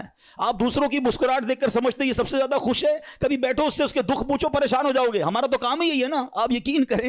کبھی کبھی کسی کے گھر جاتے ہیں نا, بڑا بنگلہ, وہ بڑا 15 کروڑ کی گاڑیاں کھڑی ہیں, باہر گارڈ کھڑے ہیں. بندہ بولے بھائی کمال عیش کی زندگی ہے, ڈرائنگ روم میں لے جا کے بولتا حاجی صاحب آپ سے ایک کام ہے, اور کان میں آ کے جب اپنا مسئلہ بتاتا ہے نا, بندہ بولے یار اس سے زیادہ تو میں سکھی ہوں یار, اتنی بڑی ٹینشن میں بیچارہ. تو یہ نہ سمجھیں، یہ تو قرآن کا اعلان ہے، ہمیں ٹیسٹ دیا جائے گا، ہمیں آزمایا جائے گا، be ready for that test. کیا کہتا ہے قرآن؟ وَلَنَبْلُوَنَّكُمْ بِشَيْءٍ مِّنَ الْخَوْفِ وَالْجُوعِ وَنَقْصٍ مِّنَ الْأَمْوَالِ۔ کمال دیکھیں، رب نے یہ فرمایا ہم تمہیں عنقریب آزمائیں گے۔ اچھا یہ نہیں کہا کہ آزمائیں گے کسی بھی چیز سے، لسٹ بھی دے دی ہے، کوسچن پیپر ڈکلیئر ہے، وَلَنَبْلُوَنَّكُمْ بِشَيْءٍ مِّنَ الْخَوْفِ، تمہیں خوف آئے گا، کبھی دشمن کا خوف آتا ہے، کبھی بدنامی کا خوف آتا ہے، کبھی لگتا ہے یار یہ چیز خراب ہو جائے گی، والجوع، تمہیں بھوک لگے گی، تمہارے پیسے کم ہو جائیں گے، غربت آ جائے گی، پھر کیا فرمایا؟ نقص من الاموال، تمہارے مال کم ہو جائیں گے، شپمنٹ خراب ہو جائے گی، کوئی مال لوگے وہ مال بیکار ہو جائے گا، آپ کا آرڈر خراب ہو جائے گا، ہوتا ہے کاروبار میں۔ پھر کیا فرمایا؟ انفسی والثمرات، تمہاری باڈی میں پرابلم آئے گی، چلتے چلتے بیماری آ جاتی ہے، بندہ کہتا ہے یار کچھ سب چیزیں سیٹ تھی، یہ کیا ہو گیا، یہ کیا نکلا ہے ٹیسٹ کے اندر، یہ تو ہونا تھا۔ پھر کیا فرمایا؟ والثمرات، تمہارے پھل خراب ہو سکتے ہیں۔ کیا خوبصورت قرآن نے پہلے سے بتا دیا ہے، مگر اس ٹیسٹ میں جو پاس ہوگا، کیا فرمایا؟ وبشر الصابرین، خوشخبری صبر والوں کے لیے، be ready for that test. اور اس ٹیسٹ سے جب آپ گزر جاؤ گے نا، پھر کیا فرمایا؟ الذین اذا اصابتهم مصیبہ قالوا انا للہ وانا الیہ راجعون، جب ان پر کوئی مصیبت آتی ہے تو کہتے ہیں ہم اللہ ہی کا مال ہے، اللہ ہی کی طرف لوٹ جانا ہے۔ تو اللہ کرے کہ ہمارا یہ مائنڈ سیٹ بن جائے کہ جب ہمارے اوپر کوئی، ہمیں جیسے پتہ چلے یار لاس ہو رہا ہے، دشمن سامنے آ گیا ہے، کوئی باڈی میں پرابلم آ رہی ہے، کوئی ٹینشن آ رہی ہے، تو الارم بج جائے، میرا ٹیسٹ شروع ہو گیا ہے، میں نے وبشر الصابرین کا مجدہ لینا ہے، ان اللہ مع الصابرین کا انعام لینا ہے، میرا یہ ٹیسٹ ٹائم آ گیا ہے، اب مجھے ثابت قدم رہنا ہے، اب مجھے شکوہ نہیں کرنا ہے، اللہ کی رضا پر راضی رہنا ہے۔ یقین جانو جس دن آپ نے یہ ٹیسٹ پراپر پاس کر لیا، اس کے بعد ایسی خوشخبری ملنی ہے کہ آپ کی عقل حیران ہو جانی ہے۔ بس ہمیں اللہ پر بھروسہ رکھنا ہے، اللہ پر یقین رکھنا ہے، اور وہ رب کیسے عطا فرماتا ہے، سبحان اللہ۔ ایک اور ایمان افروز واقعہ سنیں، پھر میں آپ کو ایک کمال کی آیت سناؤں گا۔ ہوا کیا، ایک بزرگ تھے حضرت حاتم اسم، بہت بڑا نام ہے، ٹھیک ہے، ان کا توکل بہت کمال کا تھا۔ ایک رات اپنے رفقا سے، اپنے دوستوں سے بات کر رہے تھے، تو حج کا ذکر نکل آیا، تو ان کے دل میں بھی حرمین طیبین جانے کی تڑپ بڑھ گئی، تو گھر تشریف لائے اور اہل خانہ سے کہتے ہیں اگر مجھے اجازت دو تو میں حرمین طیبین چلا جاؤں۔ تو بیوی بچوں نے کہا کہ ہمارے پاس تو پیسے ہی نہیں ہیں، فاقے چل رہے ہیں، اور آپ مکہ مدینے جانے کی بات کر رہے ہیں، اور آپ چلے گئے تو ہمارا پیچھے کیا حال ہوگا؟ بھروسہ اللہ پر نہیں ہے، اسباب پر، چیزوں پر۔ تو وہ ایک چھوٹی بچی تھی، وہ کیا کہتی ہے، اگر تم لوگ اجازت دے دو تمہارا کیا جائے گا، یہ جہاں جانا چاہتے جانے دو، یہ رزق دینے والے تھوڑی ہیں، کہتے یہ رازق تھوڑی ہیں، رزق ملنے کا وسیلہ ہیں۔ جب گھر کے دیگر افراد نے بچی کا توکل دیکھا تو کہتے بچی ٹھیک تو کہہ رہی ہے، اللہ کے گھر ہی جا رہے ہیں، آپ چلے جائیں۔ حضرت کو اجازت دے دی گھر والوں نے، آپ حج پر روانہ ہو گئے۔ اب صبح ہوئی تو آپ کی جیسے ہی حج کی خبر پھیلی تو آپ کے پڑوسی آ گئے، کہ یہ آپ نے کیا کیا، اس بچی کو برا بھلا کہنے لگے کہ آپ کو اجازت نہیں دینی چاہیے تھی، آپ کے ابو چلے گئے، آپ کے کھانے پینے کے مسائل ہیں۔ اچھا پہلے ایسا تو نہیں تھا کہ 15-20 دن 40 دن کا حج تھا، کئی مہینوں کا ٹریول ہوتا تھا، جاتے تھے آتے تھے، آلموسٹ 4 to 6 months، ہو سکتا ہے سال کا سفر ہو۔ تو اب بچی کو یہ کہنے لگے کہ تمہیں اجازت نہیں دینی چاہیے تھی۔ آئے ہائے، جب اس بچی نے یہ سنا نا تو آسمان کی طرف سر اٹھایا اور کہنے لگی کہ اے میرے مالک، اب مجھے ان لوگوں کے سامنے رسوا نہ کرنا، تیرے بھروسے میں نے کہا تھا، اب تو نے رسوا نہیں کرنا۔ اچھا ہوا یہ کہ اس شہر کا جو حاکم تھا، جو سمجھ لیں بادشاہ تھا یا گورنر کہہ لیں، وہ شہر کے گشت پر نکلا، اور ٹریول کرتے کرتے اسے پیاس لگی، تو اسی حضرت حاتم اسم کے گھر کے دروازے پر آ کر دروازہ بجایا جاتا ہے، کیا گورنر صاحب آئے ہیں، ذرا پانی پلا دیں، پیاس لگی ہے۔ ان کی زوجہ کہتی یا اللہ، ہم وہ لوگ ہیں جن کے اپنے کھانے پینے کے پرابلمز ہیں، اور ہمارے دروازے پر شہر کا حاکم آ کر پانی مانگ رہا ہے، اے اللہ تیری قدرت۔ پانی پلایا تو کسی پڑوسی نے آ کر کہا کہ یہ بڑے غریب لوگ ہیں، اور ان کے والد صاحب حج پہ چلے گئے ہیں، حضرت حاتم اسم ہیں، اور ان کے گھر میں تو فاقے چل رہے ہیں۔ تو بادشاہ نے کہا کہ انہوں نے ہم پر مہربانی کی، ہمیں پانی پلایا، ان کو ایسے خالی ہاتھ تو نہیں چھوڑنا چاہیے۔ اس نے اپنے جو پیٹی باندھتے تھے اس زمانے میں، اپنی پیٹی اتاری اور ان کے گھر میں ڈال دی، اور اپنے سارے سپاہیوں سے کہا سب اپنی اپنی پیٹی ڈال دو۔ سب نے پیٹی کھولی اور ڈال دی، بعد میں وہ پیٹی کے بدلے پیسے آئے، اور وہ مالدار ہو گئے، اتنے پیسے ہو گئے، سبحان اللہ۔ اب کیا ہوا، جب یہ سب کچھ آ گیا تو اب وہ بچی زاروں کے تار رونے لگی۔ لوگ کہنے لگے اب تو مسئلہ حل ہو گیا، اللہ نے تمہارا بھروسہ تھا، اللہ نے اتنی مہربانی کی، اتنے پیسے گھر میں آ گئے۔ تو وہ بچی کے جملے سنیے گا، وہ کہتی ہے کہ میں تو اس لیے رو رہی ہوں کہ ہم نے کل رات بھوک کے عالم میں گزاری، جب مخلوق نے ہمارے حال پر نظر عنایت کی تو فقر و غربت سے ہمیں غنی کر دیا، فقر و فاقہ ختم، وی آر ناؤ رچ۔ وہ کہتی ہے جب اللہ کریم ہمارے حال پر نظر فرمائے گا تو لمحہ بھر کے لیے بھی ہمیں کسی کا محتاج نہ رہنے دے گا۔ پھر بچی نے بارگاہ خداوندی میں دعا مانگی، اے اللہ ہمارے والد پر نظر رحمت فرما اور ان کے لیے آسانی فرما دے، وہ تیری راہ میں روانہ ہوئے ہیں۔ کیا کمال کی بچی ہے۔ اور جب اس بچی نے یہ دعا کی تو پھر ہوا کیا، سبحان اللہ، کہ دوسری طرف سیدنا حاتم اسم جب حج کے قافلے کے لیے روانہ ہوئے تو راستے میں امیر قافلہ شدید بیمار ہو گیا۔ لوگوں نے اس کے لیے ڈاکٹر کو تلاش کیا تو ڈاکٹر نہیں ملا۔ امیر قافلہ نے پوچھا کوئی ہمارے ساتھ نیک بندہ ہے، اللہ کا کوئی نیک بندہ؟ لوگوں نے کہا ہاں ہمارے ساتھ تو حضرت حاتم اسم ہے۔ امیر کے پاس آپ گئے، امیر کے لیے دعا کی، اسی وقت اللہ پاک نے وہ تکلیف امیر کی دور کر دی۔ تو امیر نے حکم دیا کہ ان کے لیے کھانے پینے اور سواری کا انتظام کر دیا جائے۔ آپ رحمۃ اللہ تعالیٰ علیہ اپنے بچوں کے لیے پریشان تھے جن کو پیچھے چھوڑ کر آئے ہیں، اسی حالت میں آپ کی آنکھ لگ گئی، خواب میں کسی نے کہا حاتم جو ہمارے ساتھ اپنا معاملہ درست کر لیتا ہے ہم بھی اس کے ساتھ اپنا معاملہ درست کر لیتے ہیں۔ آپ کو اہل و عیال کے ساتھ جو پیچھے مدد ہوئی نا وہ بھی خواب میں بتا دیا گیا۔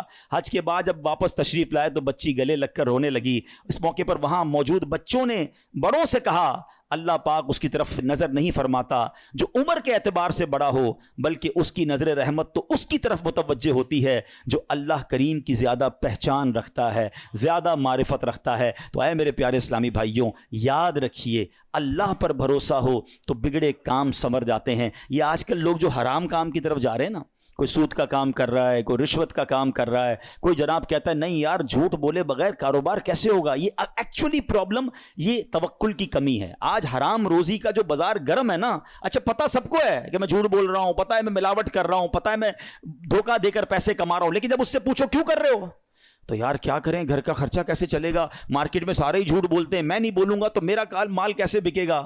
مجھے بتائیے پھر توکل کدھر گیا، پھر بھروسہ کدھر گیا؟ یعنی آپ یہ سمجھتے کہ غلط کر کر ہی پیسے ملیں گے، یہ بھول ہے ہماری۔ یاد رکھیے حرام روزی کے قریب بھی نہ جائیں، یہ وہ غلطی ہے جو ہمارے یہاں بہت بڑی تعداد میں لوگ کر رہے ہیں۔ آپ یقین کریں، آپ اللہ پر بھروسہ رکھیں اور ایک نیت کر لیں آج کچھ بھی ہو جائے میں حرام روزی کے قریب بھی نہیں جاؤں گا۔ پھر دیکھیں آپ کے مسئلے کیسے حل ہوتے ہیں۔ سب سے بڑا پرابلم پتہ ہے کیا ہے؟ ہمارے مسئلے حل نہیں ہو رہے، ہمیں سکون نہیں ملتا ہے، ہماری ٹینشنیں دور نہیں ہوتی ہیں۔ پلیز چیک کیجئے روزی حلال ہے کہ نہیں ہے۔ ایک بار حضرت موسیٰ علیہ نبینا علیہ الصلوۃ والسلام نے ایک شخص کو دیکھا کہ وہ زارو کتار رو رہا ہے، ہاتھ اٹھا اٹھا کر دعائیں کر رہا ہے، یا اللہ یا اللہ یا اللہ۔ حضرت موسیٰ تو اللہ سے بات کرتے تھے، آپ نے اللہ سے عرض کی مولا یہ اتنی دعائیں کر رہا ہے، اس کی دعا سن لے، اس کی پکار سن لے، اس کا مسئلہ حل کر دے۔ اللہ نے فرمایا اے موسیٰ یہ اتنا روئے کہ روتے روتے مر جائے، یہ اتنے ہاتھ بلند کرے کہ اس کے ہاتھ آسمان تک پہنچ جائیں، تب بھی اس کی دعا قبول نہیں ہونی ہے۔ حضرت موسیٰ نے کہا یا اللہ وجہ کیا ہے؟ فرمایا یہ حرام کھاتا ہے، حرام پہنتا ہے اور اس کے گھر میں حرام مال ہے، خدا را اس سے نکل آئیے۔ ہمت کیجئے، ایک بار آپ بھروسہ کیجئے اللہ پر۔ مجھے اندازہ ہے اس طرح کے بیان ہوتے ہیں نا تو ڈبل مائنڈڈ ہو جاتا ہے بندہ، یار بات ٹھیک ہو رہی ہے مگر پورا امپائر کھڑا ہوا ہے، پوری فیکٹری چل رہی ہے، پورا بزنس ہی سود پہ چل رہا ہے، جھوٹ پہ چل رہا ہے، بہت ساری غلطیاں ہیں، کیسے نکلوں؟ اللہ سے مدد مانگنی ہے، وہ کریم ہے، وہ ضرور مدد فرمائے گا۔ ایک اور بات سنیے، یہ بعض اوقات فیملی پریشر کی وجہ سے بھی لوگ حرام کی طرف جاتے ہیں، ڈیمانڈ ہی ختم نہیں ہوتی نا۔ ایک اور حدیث پاک سنیے، اللہ کرے میری بہنیں سن رہی ہوں، میری مائیں، میری بچیاں سن رہی ہوں، وہ بھی اس حدیث کو سنیں۔ پیارے آقا علیہ الصلوۃ والسلام نے ارشاد فرمایا لوگوں پر ایک ایسا زمانہ آئے گا کہ مومن کو اپنا دین بچانے کے لیے ایک پہاڑ سے دوسرے پہاڑ اور ایک غار سے دوسرے غار کی طرف بھاگنا پڑے گا۔ اس وقت روزی اللہ عز و جل کی ناراضگی کے ذریعے ہی حاصل کی جائے گی، یعنی طریقہ بڑا مشکل ہو جائے گا حلال کمانے کا۔ پھر جب ایسا زمانہ آئے گا تو آدمی اپنے بیوی بچوں کے ہاتھوں ہلاک ہوگا۔ اچھا بیوی بچے نہیں ہوں گے تو والدین کے ہاتھوں ہلاک ہوگا، اگر والدین نہ ہوئے تو رشتہ داروں اور پڑوسیوں کے ہاتھوں ہلاک ہوگا۔ صحابہ کرام نے عرض کی حضور وہ کیسے، یعنی بندہ اپنے بیوی بچوں، پڑوسیوں، ماں باپ کے ہاتھوں کیسے ہلاک ہوگا؟ اب سنیے، اللہ کے حبیب علیہ الصلوۃ والسلام فرماتے وہ اسے اس کی تنگ دستی پر عار دلائیں گے، اس کی غربت پر اسے شرم دلائیں گے، اور تو اپنے آپ کو ہلاکت میں ڈالنے والے کاموں میں مصروف کر دے گا اور انہی کے ہاتھوں ہلاک ہوگا. یہی کہتے ہیں نا گھر والے, تم نے کمایا ہی کیا, ابھی تک موٹر سائیکل پر ہو ہیں, ابھی تک جناب تم نے گھر کا فرنیچر چینج نہیں کیا, شادی ہو رہی ہے تم نے سونے کا زیور نہیں بنایا. گھر والوں کا پریشر, دوستوں کا پریشر, پڑوسیوں کے تانے. ایک وقت آئے گا کہ بندہ حرام کاموں کی طرف جائے گا اور پھر اللہ کو ناراض کرے گا اور انہی کے ہاتھوں ہلاک ہو جائے گا. یہاں میں آپ سب کو ایک بات عرض کرنا چاہتا ہوں, پلیز ایک بات یاد کر لو, پیسہ زیادہ ہونا کمال نہیں ہے, اچھا مال ہونا کمال ہے. ہمیں ہوتا پتہ ہے کیا ہے کہ آپ بعض اوقات کسی امیر کو دیکھتے ہیں, آپ کو لگتا ہے یار اتنی گاڑیاں, اتنے بنگلے, جناب مزے میں تو یہ ہے, برکت اس میں ہے. نہیں, ایک جملہ آج یاد کر لیں, سب یاد کر لیں, برکت کوانٹٹی میں نہیں ہے, برکت کوالٹی میں ہے. کسی کے پاس اربوں روپے ہیں, حرام کے ہیں, سکون نہیں ہے, سو نہیں پا رہا, بچے بیمار, نافرمان, گناہگار, وہ پیسے کس کام کے ہیں. اور کسی کے پاس تھوڑے ہیں مگر حلال کے ہیں, سکون کی نیند آتی ہے, بڑی بیماری سے اللہ نے بچایا, بچے اور فیملی نیکوکار ہیں. بتاؤ کون زیادہ سکون میں, کون برکت والا ہے. پلیز حلال کی طرف توجہ رکھیں. ہمارا سب کا ایک ہی مسئلہ ہے کہ اگر ہماری دعائیں قبول ہونا شروع ہو جائیں ہمارے سارے مسئلے حل ہو جائیں گے. تو دعائیں کیسے قبول ہوں گی؟ ایک سوال کیا گیا پیارے آقا علیہ الصلوۃ والسلام کی بارگاہ میں, حضور, اور سوال کرنے والے عشرہ مبشرہ میں سے صحابی ہیں, حضرت سعد بن ابی وقاص رضی اللہ تعالیٰ عنہ. کوسچن کتنا پیارا ہے, کہتے حضور میں مستجاب الدعوات بننا چاہتا ہوں. مستجاب الدعوات کس کو کہتے ہیں؟ جو دعا مانگے وہ دعا قبول ہو جائے. کون کون بننا چاہتا ہے ہم میں سے؟ آئے ہائے, بس آپ اس کی خوبصورتی سمجھیں. اگر میں اور آپ مستجاب الدعوات بن گئے, سارے پرابلم سالو نا, whatever problem and calamity come towards me, میں دعا کروں گا ختم ہو جائے گی. ایسا ہی ہے نا. اب نبی پاک علیہ الصلوۃ والسلام نے اس بیوٹیفل کوسچن کا آنسر کوئی بہت بڑا نہیں دیا. اللہ کے نبی علیہ الصلوۃ والسلام نے ون لائنر آنسر دیا. آقا نے فرمایا, اے سعد, اپنی غذا پاکیزہ کر لو تو مستجاب الدعوات بن جاؤ گے. ہائے ہائے, واٹ اے بیوٹیفل وے. بس ہمارا نوالا پاکیزہ ہو, ہمارا رزق پاکیزہ ہو. چھوڑ دو ملٹیپلیکیشن کو, یار وہ آگے بڑھ گیا, میرا تو پھر 2000 گز کا بنگلہ کیسے بنے گا, تو V8 کدھر سے لوں گا, تو جناب اتنا ٹریول کیسے ہوگا. یہ سب چھوڑ دیں آپ ہمت رکھیں. اور میں آپ کو ایک اور جملہ آج بتا دیتا ہوں, جس شخص نے حرام کو چھوڑا ہے نا وہ نیچے نہیں گیا ہے. دوبارہ شروع میں نے کیا کہا تھا, ایک میرا اور آپ کا کیلکولیٹر ہے, ایک رحمت کا کیلکولیٹر ہے. آپ مجھے ایک بات کا جواب دیں. میں نے کئی بار یہ واقعہ بیان کیا, چلو میں اس کو شارٹ کر دیتا ہوں. ایک مبلغ کو ایک بندہ ملا اور کہتا ہے, جناب میں آپ کا بیان سنا اور مجھے ذہن بن گیا حرام چھوڑنے کا. یورپ کی بات ہے. وہ کہتے ہیں میرے اسٹور پہ شراب بکتی ہے, اور بھی سامان بیچتا ہوں, لیکن شراب بھی بیچتا ہوں. میں شراب بیچنا چھوڑوں گا, پیسے ہی پورے نہیں ہوں گے, کرایہ ہی نہیں نکلے گا, بچوں کا کیا ہوگا. تو اس مبلغ نے اس بندے کو یہ کہا, جو میں آپ سب کو اور میرے ویورز کو بھی کہنا چاہتا ہوں, کہ یار ایک بات بتاؤ, تم حرام کما رہے ہو؟ کہتا ہے ہاں.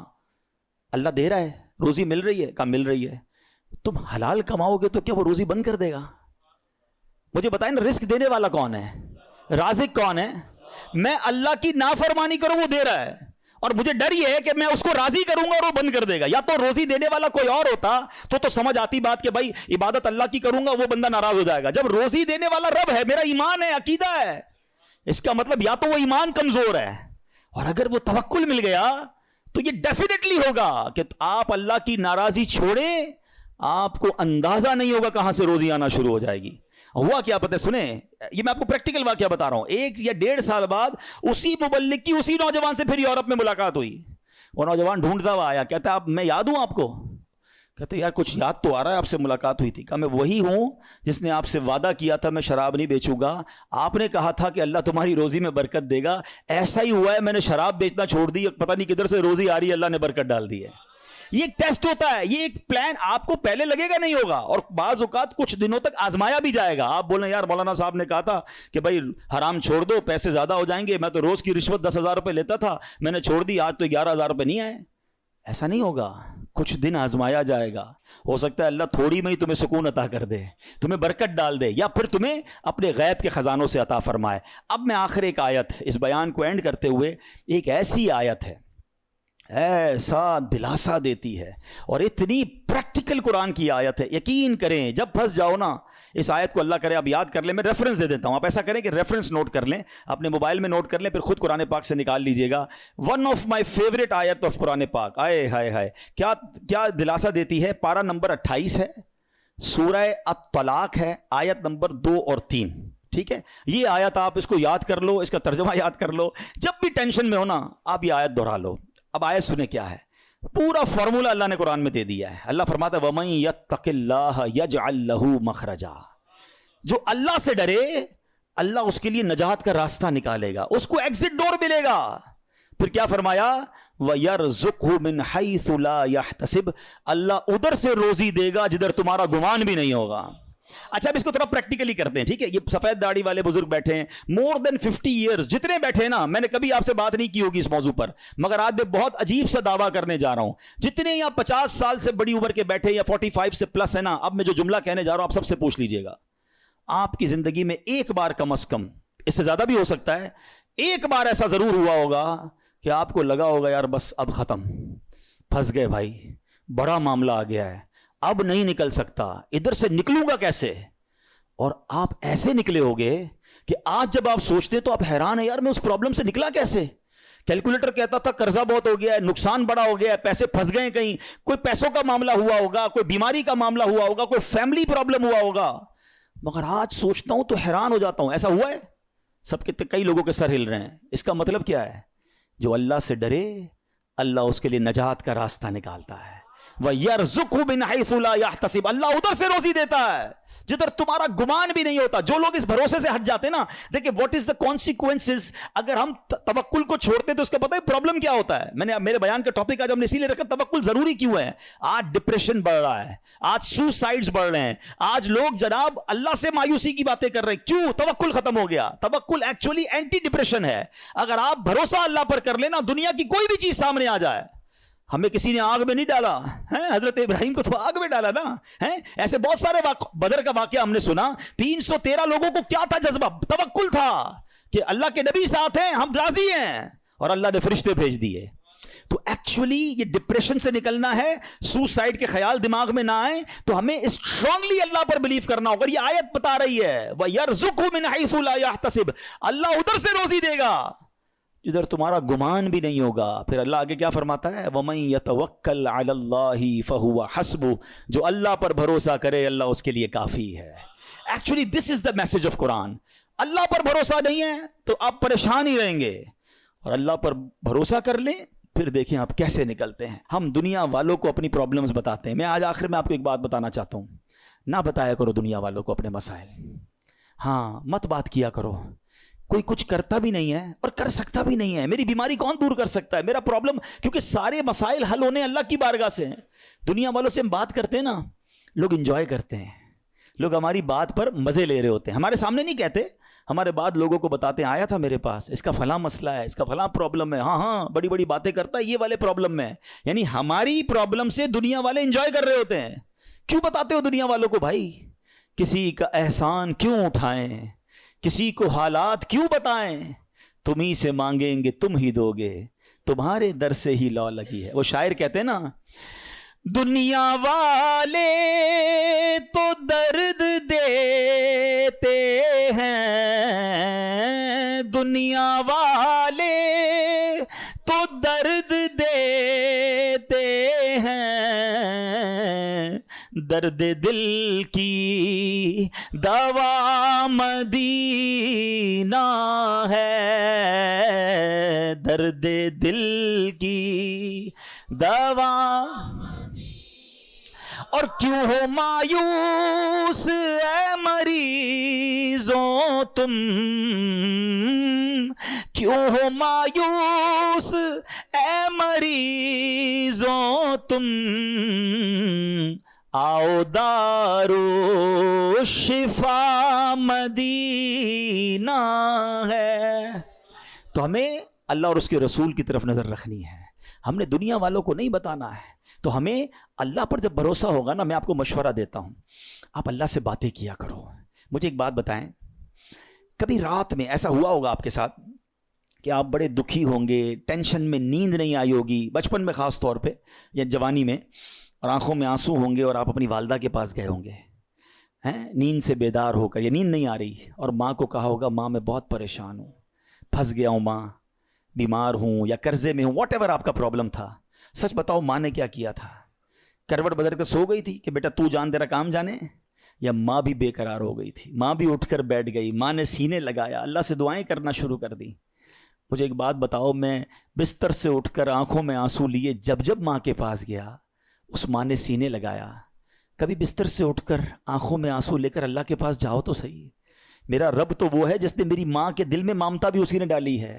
وہ کئی ماؤں سے زیادہ چاہنے والا ہے. ہمارا پرابلم یہ, بات ہی نہیں کرتے اللہ سے, ہم سب سے بات کرتے ہیں.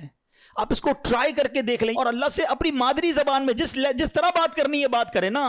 دنیا میں کسی بڑے آدمی, گورنر, وزیر اعظم, صدر سے بات کرنی ہے, اول تو ٹائم نہیں ملتا, نمبر نہیں ملتا, مل جائے تو سیکرٹری بولتا ہے صاحب بہت بیزی ہیں, 15 دن بعد موقع ملے گا. اچھا پھر ملاقات 5 منٹ کی ہوگی. کتنی کنڈیشن ہے یار. میں تو کہہ رہا ہوں خدا سے بات کرنی ہے, احکم الحاکمین سے بات کرنی ہے. کیسے ہوگی؟ پوچھو مولا علی سے. کہتے ہیں جب میرا جی چاہتا ہے میرا رب مجھ سے بات کرے, میں قرآن پڑھنے لگ جاتا ہوں, اور جب جی چاہتا ہے میں اللہ سے بات کروں, میں دعا کرنے لگ جاتا ہوں. کیا ٹو وے کانورزیشن ہے یار. نو بڈی بٹوین می اینڈ اللہ سبحانہ و تعالیٰ, نو سیکرٹری, نو ٹائم لمٹ. جتنی بات کرنی ہے کرو نا. ہاتھ اٹھاؤ اکیلے میں, کبھی کبھی تہجد میں بیٹھا کرو. یہ مسجد میں بھی آ کر نا کونا پکڑ لیا کرے, کبھی کبھی فوراً چلے جاتے ہیں لوگ, اور اللہ سے باتیں کریں. اے اللہ پریشان ہوں, اے اللہ بیمار ہوں, پھنس گیا ہوں مولا, کاروبار ٹھپ ہو گیا ہے, روزی کے مسائل ہیں, بیماری کے, جو آپ کے دل میں اللہ سے بات کرو. آپ یقین کرو وہ دینے والا ہے. وہ خود فرماتا ہے ادعونی استجب لکم, مانگو میں تمہیں عطا کروں گا. جس دن اللہ پر آپ کا بھروسہ بڑھ گیا نا, آپ کو دعا کا لطف آ جائے گا. آپ اللہ سے, پتہ ہے ایک اور بڑی پیاری قرآن پاک کی آیت کا جز ہے, وہ کیا ہے؟ وَأُفَوِّضُ أَمْرِي إِلَى اللَّهِ, میں اپنے سارے کام اپنے رب کے سپرد کرتا ہوں. ہم کہتے ہیں نا یار میں آج گیا تھا بھائی فلاں جگہ, فائل جمع کرا کے آیا ہوں, مسئلہ حل ہو جائے گا, بہت بڑی شخصیت کو دے کر آیا ہوں فائل. جب آپ یہ پڑھو گے نا تو دل سے آواز آئے گی فائل جمع کرا دی اللہ کی بارگاہ میں. وَأُفَوِّضُ أَمْرِي إِلَى اللَّهِ إِنَّ اللَّهَ بَصِيرٌ بِالْعِبَادِ, اللہ اپنے بندوں کو دیکھ رہا ہے. تو یہ دعا میں شامل کرے اس وظیفے کو, اپنے معاملات اللہ کے سپرد کرنا سیکھو. اب ایک وسوسہ, یار مولانا صاحب کہہ تو رہے ہیں دعا تو کرتا ہوں, مسئلہ حل ہی نہیں ہوتا. مکے جا کر بھی دعا کی, مدینے جا کر بھی دعا کی, فلاں مزار شریف میں بھی کی, فلاں بزرگ سے بھی کروائی, 10 سال سے دعا کر رہا ہوں, مسئلہ تو حل ہی نہیں ہو رہا. آپ کہتے ہیں اللہ سے مانگو اللہ دے گا. اب شیطان ہے نا, کوئی نہ کوئی تو دماغ میں بات ڈالے گا. پہلے تو اللہ سے جب محبت کر لو گے نا, تو حضرت ابراہیم نے کیا کہا تھا, میرا رب دیکھ رہا ہے نا, جے سونا میرے دکھ وچ راضی, میں سکھ نو چلے پاوا ہوں. اللہ نے اگر میرے نصیب میں آزمائش لکھی ہے میں اس پر بھی راضی ہوں, کیونکہ بہت کچھ دیا ہے نا. حضرت رابعہ بصریہ رضی اللہ تعالیٰ عنہ کا ایک قول یاد آ گیا. ایک بندہ سر پہ پٹی باندھ کے جا رہا تھا. آپ نے دیکھا سر پہ پٹی بندھی, کیوں باندھی ہے پٹی؟ کہ سر میں درد ہے اس لیے پٹی باندھی ہے. آپ نے فرمایا کبھی صحت کی پٹی باندھی تھی؟ یہ جملہ بہت گہرا ہے, سمجھو اس کو. یعنی یہ آپ اللہ کی ولیاں ہیں نا, یہ اللہ والے نے ان کے نزدیک یہ بھی شکایت ہے کہ سارے شہر کو بتا رہے ہو کہ اللہ نے آج درد دیا ہے. ایک دن درد دیا تو تم پٹی باندھ کے گھوم رہے ہو. 29 دن صحت دی تو لوگوں کو بتایا اللہ نے کتنا دیا ہے. وہ کبھی اس کو آپ نے کاؤنٹ کیا؟ کبھی تھوڑی دیر کے لیے دھوپ میں کھڑا کر دیا تو آپ واویلا کرنا ہم شروع کر دیتے ہیں. ساری زندگی چھاؤں میں رکھا, کبھی کبھی پرابلم آتی ہے, کبھی کبھی بیماری آتی ہے, باقی زندگی تو عیش کی ہے. تو اللہ سے محبت کرنا سیکھو. تو میں یہ کہہ رہا تھا وسوسہ کیا ہے کہ یار مانگی جا رہا ہوں کام تو ہوتا نہیں ہے. اب میں اس وسوسے کی کاٹ آپ کو ایک ایگزامپل کے ذریعے سمجھاتا ہوں. آپ کا چھوٹا بیٹا ہو, بچہ ہو یا بھائی ہو, اس کا گلا خراب ہو جائے, بخار ہو جائے, کھانسی ہو جائے, اور وہ کہے ابو میں نے شربت پینا ہے ٹھنڈا اور آج آئس کریم بھی کھانی ہے. ہاں بھائی بتائیں کھلائیں گے؟ جواب دیں. نہیں کھلائیں. اچھا رو رہا ہے, گر گڑا رہا ہے, نہیں میں نے کھانی ہے آج میں کھا کے رہوں گا, آپ کھلا دیں گے؟ اچھا آپ بھی نہیں کھلائیں گے. رو رہا ہے پھر بھی نہیں کھلائیں گے؟ نہیں کھلائیں گے. اچھا اب آپ کا ایک دوست ساتھ بیٹھا ہے, کہے گا یار کتنے ظالم ابو ہو, بچہ رو رہا ہے کھلا دو آئس کریم, کیا ہو گیا؟ آپ کیا رپلائی دیں گے؟ میں والد ہوں, مجھے پتا ہے کب میرے بچے کو کیا دینا ہے. یہی کہتے ہیں نا, میں والد ہوں مجھے معلوم ہے میرے بچے کو کب کیا دینا ہے. اب ذرا دل سے میرا جملہ سننا, تم والد ہو تمہیں پتا ہے بچے کو کب کیا دینا ہے, میرے مالک کو نہیں پتا مجھے کب کیا دینا ہے. میں رو رہا ہوں، میں گر گڑا رہا ہوں، میں ادھر جا رہا ہوں، میں ادھر جا رہا ہوں، میں سب سے دعائیں کروا رہا ہوں، نہیں ہو رہا میرا مسئلہ حل. ارے مان لو نا یہ میرے لیے بہتر ہے. میرا رب نہیں کر رہا، یہ میرے لیے بہتر ہے. میرے ماں باپ میرے لیے برا نہیں سوچتے، تو وہ خالق اگر اس کو یہی منظور ہے تو یہی میرے لیے بہتر ہوگا. کاش یہ جس دن یہ توکل کا لیول مل گیا، آپ کو کبھی کسی پرابلم میں ٹینشن نہیں ہوگی. کام ہو گیا تب بھی راضی رہو گے، نہیں ہوا جب بھی راضی رہو گے کہ میرے رب نے نہیں کیا نا، یہی میرے لیے. میں نہیں سمجھ پا رہا، مجھے نہیں. بچوں کو کہاں سمجھ آتی ہے؟ وہ کہتے ہیں ابو اچھے نہیں ہیں، امی اچھی نہیں ہے، مجھے نہیں دے رہی چیز. ابو امی کو پتا ہے کیوں روک رہے ہیں. ارے میری آپ کی عقل اتنی، ہمیں یہ سمجھ ہے کہ بچے کو کب کیا دینا ہے کیا نہیں دینا. جس نے کائنات بنائی اسے نہیں پتا مجھے کب کیا دینا ہے کیا نہیں دینا. کچھ لوگوں کو مال علماء کہتے اس لیے نہیں دیا جاتا کہ وہ امیر ہو جائیں گے تو نافرمان ہو جائیں گے، ایمان سے ہاتھ دھو بیٹھیں گے. کچھ لوگوں کو غریب اس لیے نہیں بنایا جاتا کہ وہ غریب ہوں گے تو فقر و فاقہ کی وجہ سے اسلام سے چلے جائیں گے. اللہ کی دین ہے، اللہ کی مرضی ہے. وَتُعِزُّ مَن تَشَاءُ وَتُذِلُّ مَن تَشَاءُ. میں اور آپ ہوتے کون ہیں اعتراض کرنے والے کہ اس کو امیر کیوں بنایا، اس کو غریب کیوں بنایا، اس کو لمبا کیوں بنایا، اس کو چھوٹا کیوں بنایا. ارے رب کی مرضی، وہ خالق اور مالک ہے، ہم بندے ہیں. ہمارا کام ماننا ہے، ہمیں اس سے محبت کرنا ہے، ہمیں اس پر بھروسہ کرنا ہے. خدا کی قسم اگر آج میں اور آپ توکل کو پالیں زندگی گزارنا آسان ہو جائے گا. تو آج کے بیان میں یہ پیغام لے کر جاؤ کہ میں نے سب سے زیادہ اگر کسی سے محبت کرنی ہے تو اپنے مالک سے کرنی ہے، کیونکہ اس نے سب سے زیادہ عطائیں مجھے دی ہیں. ارے میں جب پیدا نہیں ہوا تھا جب سے مجھے نواز رہا ہے. میں ماں کے پیٹ میں تھا، اس نے میرے ہاتھ پیر سلامت رکھے، مجھے لنگڑا پیدا نہیں کیا، مجھے بغیر ہاتھ کے پیدا نہیں کیا. کہ بچے نابینا پیدا نہیں ہوتے؟ کیا دل کے سوراخ والے بچے پیدا نہیں ہوتے؟ میرے رب نے مجھے پورا پیدا فرمایا. اور سنو کس دور میں پیدا کیا. میں 5,000 سال پہلے بھی پیدا ہو سکتا تھا، میں کسی اور نبی کا بھی امتی بن سکتا تھا. میرے رب نے بن مانگے مجھے میرے نبی کا امتی بنا دیا. یہ اس امت میں بنایا جس امت میں داخل ہونے کے لیے انبیاء تمنا کیا کرتے. یا رسول اللہ. اب ذرا سوچیں کہ کس قدر ہم پر مہربانی ہے. یہ ہم نے مانگی تھی؟ میں نے اور آپ نے کیا پیدا ہونے سے پہلے دعا کی تھی یا اللہ صحیح سلامت بنانا، اندھا مت بنانا، بہرا مت بنانا، گونگا مت بنانا، اے اللہ مجھے جو ہے وہ نبی پاک کا امتی بنانا؟ Nobody ask. ہمیں تو پتہ ہی نہیں تھا. ہم کسی غیر مسلم ماں باپ کے گھر میں بھی پیدا ہو سکتے تھے. نہیں ہوتے بچے پیدا کرسچنز کے گھر میں، جیوز کے گھر میں، ہندوؤں کے گھر میں. کتنی مہربانی کی میرے مولا نے، مجھے مسلمان ماں باپ دے دیے. میرے کانوں نے سب سے پہلی آواز اذان کی سنی. اللہ کی مہربانی نہیں ہے؟ کوئی بھجن سنتا ہے، کوئی پتہ نہیں کدھر کیا کیا گھنٹے سنتا ہے. میرے اللہ نے مجھے اس گھر میں پیدا کیا، میرے ماں باپ نے سب سے پہلے میرے کان میں اذان سنائی. اس مہربانی کا شکریہ ادا نہیں کرو گے؟ کیا اس پر اطمینان نہیں؟ کتنی مہربانیاں گنواؤں. ذرا تھوڑی دیر کے لیے سارے میرے بھائی آنکھیں بند کریں، آنکھیں بند کریں جلدی سے. اب کھول دیں. کیا نظر آ رہا تھا؟ کچھ بھی نہیں. اندھیرا نظر آ رہا تھا نا. یہ تھوڑی دیر سیکنڈ جو اندھیرا آپ کے سامنے تھا نا، نابینا کی زندگی میں ساری زندگی اندھیرا ہوتا ہے. میں اور آپ ساری زندگی سجدہ کریں نا تو کم ہے کہ اللہ نے آنکھیں دی ہیں. کبھی سوچو وہ نابینا زندگی کیسے گزارتا ہے، نہ بچوں کو دیکھ سکتا ہے، نہ فیملی کو دیکھ سکتا ہے. عید کے دنوں میں بچے آتے ہوں گے، ابو دیکھو کیسے کپڑے پہنے. وہ بیچارہ اپنے بچوں کو بھی نہیں دیکھ سکتا. ہم نے کب شکر ادا کیا یار؟ اللہ تو نے آنکھیں دی، سلامت دی، اندھا نہیں بنایا. یہ تو ایک نعمت کی بات کر رہا ہوں، کتنی نعمتیں گنواؤں. ناشکری، شکوے، کمپلین، آلویز کمپلین. محبت کرو اپنے رب سے. ارے بہت دیا ہے، بہت. اور سچی بات یہ، جتنا گناہگار ہوں نا، جتنا بڑا نافرمان ہوں، نافرمانوں کو کون دیتا ہے؟ آپ جاب سے فائر کر دیتے ہو، آپ کی بات نہ مانے امپلائی فارغ، بچہ بے نافرمان گھر سے نکال دیتے ہو. میں تو کتنا بڑا نافرمان ہوں، مگر روز دیے جا رہا ہے، روز دیے جا رہا ہے، کوئی نعمت واپس نہیں لے رہا. اور ہم اللہ سے ہی شکوہ کرتے ہیں، اللہ پر ہی بھروسہ نہیں کرتے. آج سیکھ کے جانا ہے، آج بدل کے جانا ہے، آج اپنے رب سے محبت کا درس لے کے جانا ہے. مجھے کسی سے اتنا پیار نہیں کرنا ہے جتنا مجھے اپنے رب سے پیار کرنا ہے. وہ بڑا کریم ہے. یقین کرو جب رب سے بندہ محبت کر لیتا ہے نا، جب اللہ پر بھروسہ کر لیتا ہے، وَمَن يَتَوَكَّلْ عَلَى اللَّهِ فَهُوَ حَسْبُهُ. قرآن میں اس کا اعلان ہے، اللہ اس کے لیے کافی ہے.